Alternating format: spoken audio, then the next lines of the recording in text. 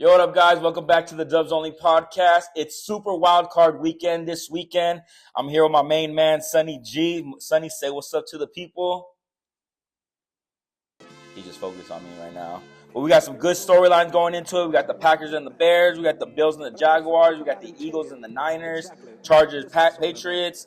We got a whole bunch of good games this weekend. So without further ado, let's just get into it. Yes, I think I'm going out of 48. Driving down the 110, going 110. Like I started now, never from the bullpen. Call him Kirsch, never. All right, guys. So we're going to start things off with the Packers versus the Bears. Now, this is the NFC North division game, and you know just how division games go. Those can always go anyway just because of the familiarity that both teams have. These two teams have a good history, especially right now with Jordan Love going against Caleb Williams. During the season series, I want to say it was 1-1 each team. We saw that crazy pass with Caleb Williams going for the touchdown. I want to say that was that game. Let's do that again. All right, so we're going to kick things off with this division. All right, so we're going to kick things off with this NFC North division game. It's going to be the Packers taking on the Bears in Chicago at Soldier Field. And this game, there's a lot of storylines going into this one. We already know between division games just how rough those ones can be, just how, division games just can go either way just because of the familiarity that both teams have. They've seen each other twice in the season. They've seen each other in years past. But there is something different along with this Bears team, and that came in this past offseason by hiring head coach Ben Johnson. And Ben Johnson honestly has revolutionized Caleb Williams and this Bears whole offense. Honestly, this whole Bears organization, because he's giving them that confidence, that swagger, like, hey, we're going to do this and we're going to do this our way because we're the Chicago Bears. We're a historic team. And why not us? You saw what he did, what he was able to do with the Detroit Lions offense those years with Dan Campbell. And now look what he's been able to do to transform this Bears offense with Caleb Williams. You have Moore, you have the two running backs, you have the tight ends, you have a whole bunch of weapons that at Caleb Williams' disposal and Ben Johnson's disposal, and he's been able to create just a fun, exciting,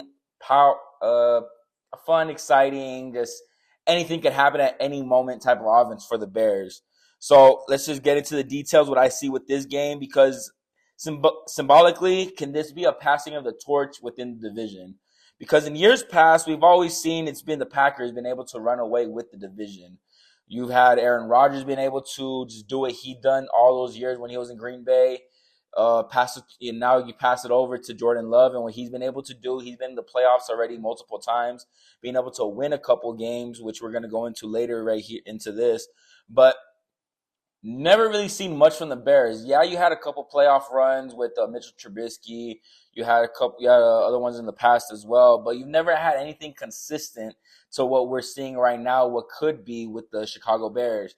And I believe if they are able to capture this win and go to the division, it's just going to play that much more into the offense or the whole organization and in general to elevate them and be able to say, hey, we are able to do this. Why can't it be us? That why not us mentality that honestly that you really need when you go into a playoff series, a playoff game, postseason, because when all you have is each other, it's just gonna make you play harder. It's gonna make you just want it even more. So you could see that passing of the torch if Chicago were to win. For the Packers side, like I mentioned earlier, they've been the consistent team in this division. You have Jordan Love being able to go into the playoffs, be able to secure the playoff victories in the wild card. We haven't seen him do it in the division round, but he has been able to garner playoff wins.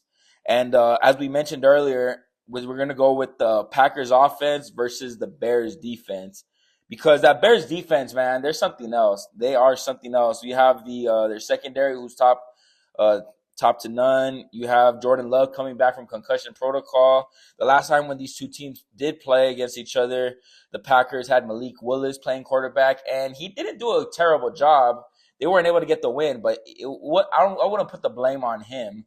I believe he was able to do what he had to do in order to get that victory, but just circumstances didn't allow for them to get the victory. So I'm interested to see just how Jordan Love is going to be able to go against this Bears defense, because we saw what he was able to do the first time around when they got the victory.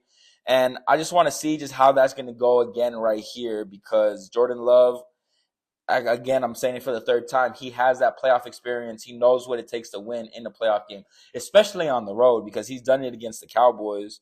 So with all that being said, man, I just want to see, I think it's going to be a really good game. It's going to be a very tight game. You have Jordan Love returning from injury. You have Ben Johnson and Caleb Williams coming into their first playoff game together under the Caleb Williams, Ben Johnson era. So it's going to be an exciting game to see. It's always exciting when you have division rivals play against each other in the playoffs, because, as I mentioned earlier, those type of games can go either way. And what I have for this final score is going to be the Packers coming away with the victory, beating the Bears 24-21. Book it. All right, now we're going to go into our next playoff game that we're going to analyze, and that's going to be the Bills versus the Jaguars. You have the NFC South, the AFC South, and you have the AFC East. Now, this is a very special type of playoff, what we have for Josh Allen, because in years past, his adversaries that he's had to go up against has been Lamar Jackson, Patrick Mahomes, Joe Burrow, some of the elite, I would say the elite of the elite quarterbacks that we have in the game right now. And luckily for Josh Allen, he doesn't have to face any of those guys this postseason, because they're all home watching the games. Now, Josh Allen is going to be visiting Jacksonville as a wild card team. And this is the first time since 2019 that Josh Allen has been a wild card, playing as a wild card team. Now, what I see with this can go either one or two ways. We know Josh Allen, the MVP, he's able to be a game changer. He's able to will his team the victory. He's able to just make the impossible possible, able to put the team on his back to be able to secure a victory. And I think with this, what we have going on right here with Josh Allen being in the wild card and not being the division champ that we're accustomed to him being with the Bills, I think right now this is going to light a fire under them, because, hey, we should have been, they're probably thinking, hey, we should have been the AFC East champ. It was in our grasp. We could have had it. But, we got to go on the road and be the road warriors to be able to win this whole thing.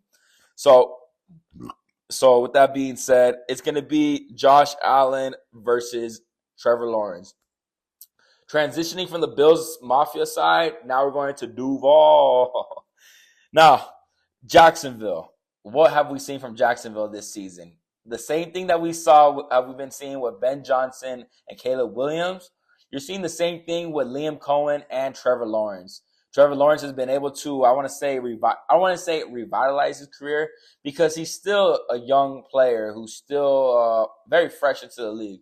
I want to say it's his fourth or fifth year, but still, no matter, you're still learning the game of football, and especially when you have a offensive coordinator or offensive-minded coach like Liam Cohen is, or like a Ben Johnson is.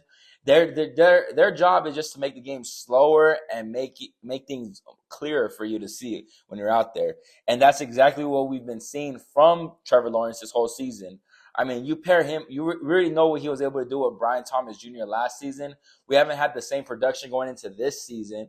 But when the Jaguars were able to make that trade for Jacoby Myers to bring him along to the offense, we've seen Trevor Lawrence been able to elevate his game as well as Jacoby Myers elevate his game, securing a 3-year extension with them. But we've been able to see that the Jaguars have been able to take another step ahead because of that vertical deep threat that Jacoby Myers is. So what are we going to see here? I think we're going to see two high-powered offenses.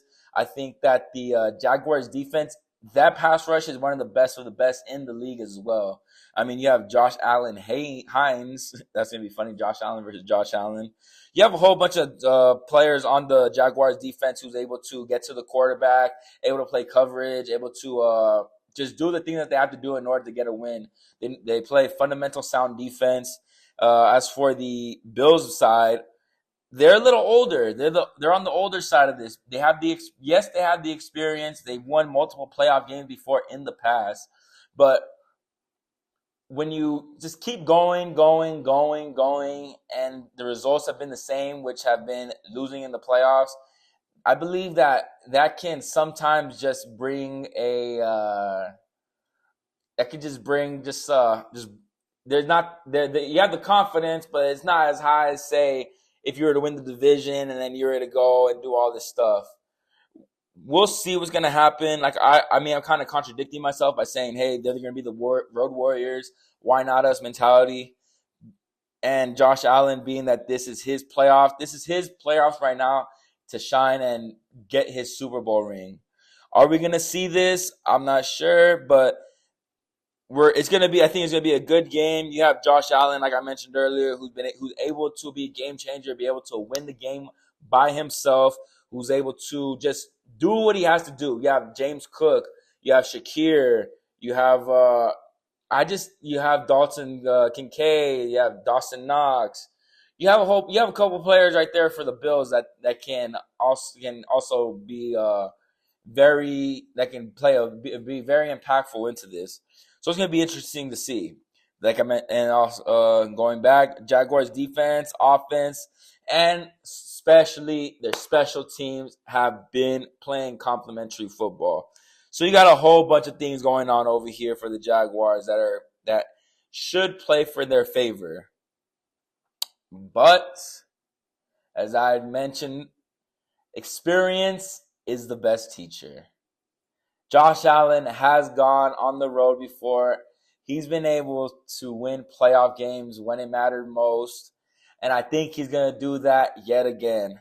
And for the final score in this one, I have the Bills beating the Jaguars in Duval, 28-17. All right, now to wrap things up, we're going to go with Sunday Night Football's matchup. And that's going to be the Los Angeles Chargers taking on the New England Patriots. Now, these two teams have history dating back from Phillip Rivers taking on Tom Brady. It has not been pretty for the Chargers in New England. I want to say they've never won a playoff game in New England. So, there's always a first for everything. Let's go ahead and break this down because this was a monumental year for the Patriots and Drake May. Going from one of the worst teams last season to now being one of the best in the NFL. You have the Patriots going to the playoffs for the first time under the Drake May era. You have Mike Vrabel also being in the playoffs with his team for the first time in his first year with the team. You have Justin Herbert looking for his first playoff win. You have year 2 under Coach Harbaugh. You have the Chargers defense versus the Patriots offense. You have a whole bunch of stuff going on. So let's go ahead and break it down with the first thing, which is going to be Drake May and the New England Patriots offense. Because this year, no matter who they played against, and we're going to talk about that in a bit, you still gotta play the game. You play with who you got, and whatever those numbers are. You play with who's in front of you. And Drake May and company, they've been able to do just that. Been able to win games in dominant fashion. Be able to hit the big home run plays. Josh McDaniel has been able to open up Drake May's offense. What he's been able to do, because what we saw last year when he was with Gerard Mayo, and I forgot who the OC was, but it wasn't pretty for Drake May. And many people are thinking right now that Drake May is the MVP. Me personally, I think it's Matthew Stafford just because of the strength of schedule. But that's not here nor there. That's for a topic for discussion another time. So let's just go into this. Drake May is going to be taking on the Chargers defense, which is one of the elite of the elite, one of the best in the NFL. And Drake May hasn't gone up against a defense like the Chargers. The last time he went up against the Chargers was last season when they lost 40-7. Now, granted, Drake May did get injured in that game, and I want to say he left the game because it was towards the end of the season. But it's going to be interesting to see just how the Patriots offense with Josh McDaniel is going to play with Jesse Minter's defense. We've seen Jesse Minter be able to do crazy blitz packages, play zone. And one thing that Drake May and company are really good at, that Jesse Minter and company are very good at as well, Drake May and them, they're good at hitting the big plays. Derwin James, Jesse Minter, and the Chargers defense, they're good at taking away big plays and not allowing them to happen. So what is gonna happen in this game? What are we gonna see? Now, I believe that the Chargers defense is gonna have its way with the Patriots offense because just what I mentioned, being able to take away that big play ability from the Patriots is something that the Chargers do specialize in. Chargers have gone up against a couple good offenses. You had the Kansas City Chiefs in the beginning of the season. Didn't allow them really to get going until late in the second half. You had them going up against the Houston Texans recently. They played really well against them as well. You had them going up against the Broncos offense, who many see as also a top of the top offense. The Chargers have been able to shut them down as well. So you have a whole bunch of teams that the Chargers have gone up against that are some of the best offenses in the NFL and have been able to not allow them to just do what they want. And I think that's going to be another indication. There's going to be another indication of that this week. Just because the Patriots are a very young team, they don't really have that experience. Granted that Justin Herbert and the Chargers don't have the playoff success that we would like to see, but they do have that playoff experience and understanding what it is and what it means to be in a playoff matchup that the Patriots, as of right now, do not have. And I think that with that being said, I think Justin Herbert is going to be able to, just what we've been able to see with Justin Herbert, I think he should be in the MVP discussion. Just what he's been able to do with what he's been dealt with his offensive line. I think that the Patriots are going to try and rush, and they're trying to do special blitz packages as well to try and speed Herbert up. And as it may be that it has worked in some instances, rushing against Justin Herbert and forcing him to speed him up has also been a detriment to defenses, because one thing that Justin Herbert does have that quarterbacks in the past, or just say quarterbacks in general, are starting to garner is he has mobility and he's able to use his legs to escape the pocket and go for deep runs. We saw what he was able to do against the Cowboys when he had a 40-yard run. That's another offense that the Chargers defense was able to squander. But back to Justin Herbert, we've seen him go against the Steelers. We've seen Justin Herbert been able to use his legs when needed to. He's not one of the type of quarterbacks that's going to be doing it every play, but when it comes to it and there's nothing available and the pocket is collapsing and he sees a lane to run, he's going to take it and he's going to go for a big yard. I think that Justin Herbert, now knowing that, hey, I have my 2 playoff losses and I know that with the narrative, honestly, I don't think he cares what the narrative is. I think he cares about what's going on as of right now in that locker room, what's going on with his team, how he can lead his team to success. And I think that under year 2 of Jim Harbaugh, another year under Greg Roman, although the offensive line isn't the best of what right now because they're missing the 2 tackles, I do think that Justin Herbert is going to be able to do enough or just do what he has to do in order to get the victory. And I already said they're going to get the victory, or saying that he has enough to get the victory. And so I just think that the Chargers, just being able to have that playoff experience, be able to play smash mouth football. Now it's going to be the X factor here is going to be if Amari and Hampton can go, because we've seen what the Chargers have been able to do with Amari and Hampton healthy in the backfield. Now Kamani Vidal, he's no slouch either. He's been able to take the load of the carries when Hampton went out with the ankle injury and was on IR. So I'm excited to see what this is going to go. I think that the Chargers are going to come out on top of this one. And the final score that I have is going to be the Chargers beating the Patriots in Foxborough 21-17. Well, all right. Now we got 3 more games left to go. I'm not going to be able to go into all of them analyze each of them, but I am going to give you my final scores on what we do have for these for the rest of the Super Wild Card weekend games. And so let's go ahead and go into it. I have the Eagles, with the Eagles taking on the Niners. I have the Eagles beating the Niners in Philly 22-19. Jalen Hurts in the offense versus the Niners. Jalen Hurts and the offense have not been the best, or have been very inconsistent. The Niners defense, full of injuries. Let's see how it's going to go. I think it's be more of a, if they're able to pick their shots, be able to hit at the certain moments, and able to get a lead, I think that the Eagles defense will be able to suffocate the Niners offense and not let them be able to run away with Christian McCaffrey, with Juwan Jennings, with George Kittle.